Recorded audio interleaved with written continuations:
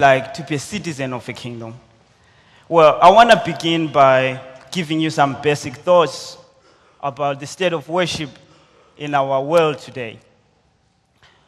Worship is the oldest human activity and experience in history. Worship is original. It is older than governments. It is older than business.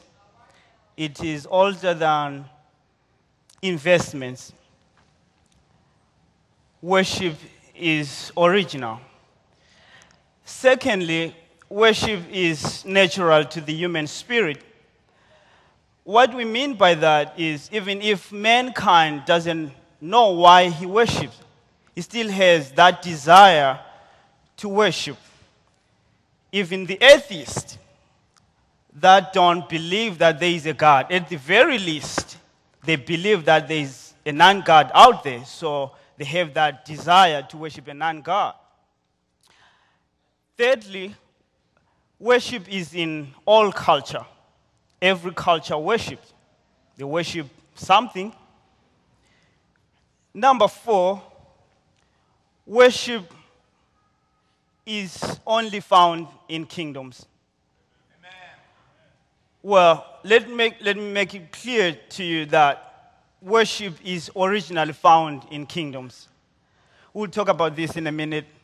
But number 5, worship is the most misunderstood human activity, especially by those who practice it. Worship, number 6,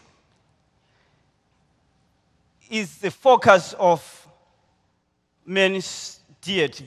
Whatever man deifies, he worships. The Indians, the first inhabitants of the United States, they worship wind, they worship sun. So they deified wind, they deified the sun. Then you have the Brazilians, you have the Argentinians, they worship the sun. Then you have the Egyptians who worship the moon, so they deify the moon.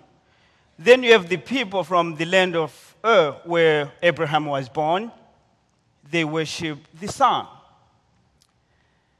Now, the question is, why is worship important to kingdoms? Why don't we worship President Bush, the most powerful man in the world, we say? Why don't we worship Nelson Mandela of South Africa? Why don't we worship Tony Blair of Great Britain?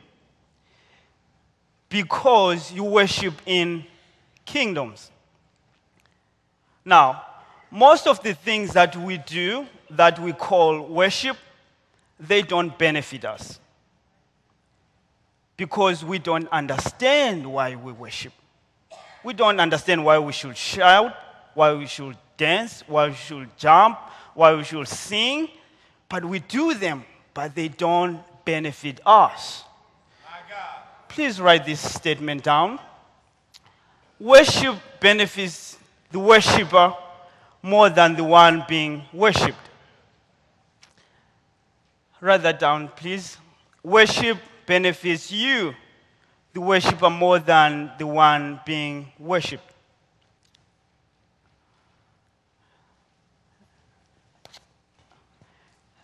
Now, we were sinners longer than we are Christians now. And we are Christians, so we are told to worship, at least when we come to a gathering. When and love, it means you are the highest. Mnamlamazu, you are the conqueror of nations. That's in Shaga's kingdom. But you don't live in that kingdom. You live in the kingdom that belongs to him. So what do you say? As soon as you enter in his presence, though the earth may be moved and the mountains be plunged into the sea, I won't fear anything because you are my God. You are my shield. You are my shepherd. You are everything that I need.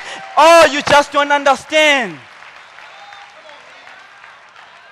If I have to shake you and wake you into worship, you are not worshiping.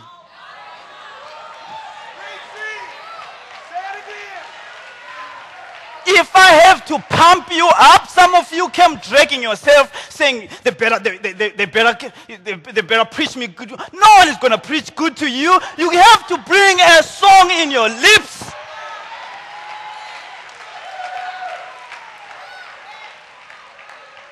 You came saying to yourself, they gotta pump me up. They gotta warm me up. What's wrong with you?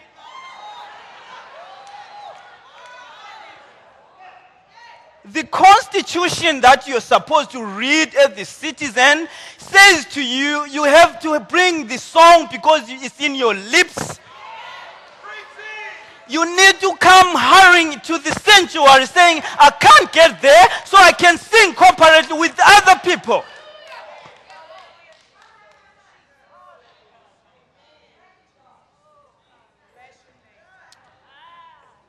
You still don't have the man that you want. You still don't have the woman that you want. You still don't have the job that you want. But you don't understand. That's why I told you worship is supposed to benefit you. Now, what is worship? Please write this definition down, please. Worship is the acknowledgement of God as the creator, as the source, and the sustainer of all things. You got that?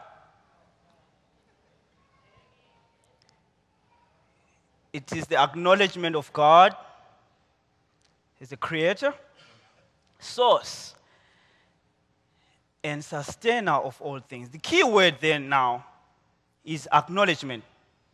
Now, if you have to acknowledge somebody, you have to show them by way of doing something that you appreciate them.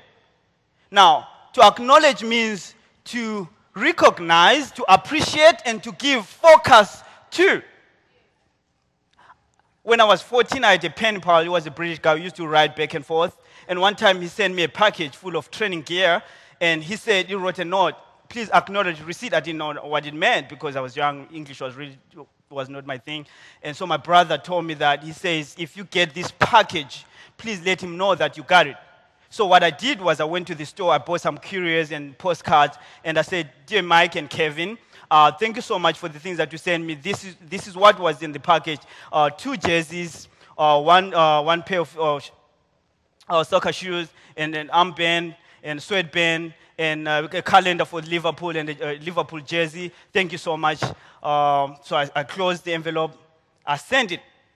Now, what I did was I appreciated and I acknowledged by letting him know that I got it. Now, the king owns everything.